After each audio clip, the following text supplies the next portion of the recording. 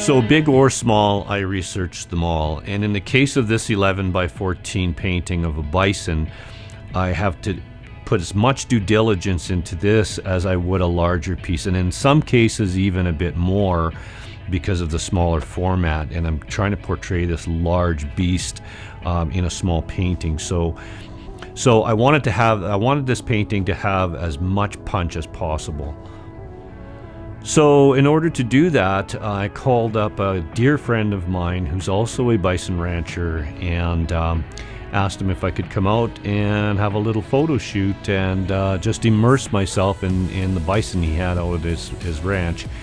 And this situation's pretty cool because it's not like an elk or a moose where you've got to be a bit more stealthy to get into their kitchen per se. And these ones come to the feed, so they're in a little bit more of an enclosure. They're still they're a free range bison, so they've got all the attributes of a wild animal.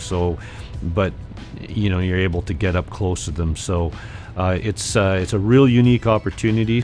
So I have a really good idea how I want to portray this bull in this painting, but there's a shadow side to the animal where it's a little bit harder to see, and heading out to this bison farm is going to enable me to see more of the three-dimensional feel of the animal, and just give me an overall refresher course on these animals, and it'll help me to fill in that shadow side.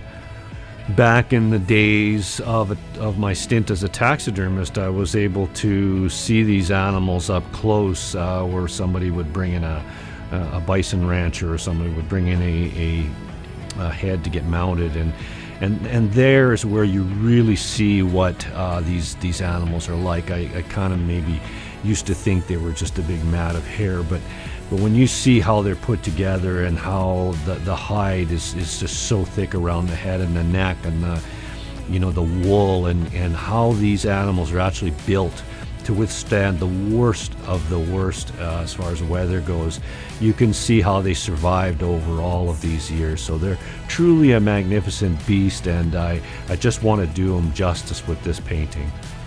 It's been long overdue to paint a bison, and even though this is a smaller painting, I just had to revisit this again, revisiting some of my old ideas. It's been since, I think, the 90s that I painted my last bison.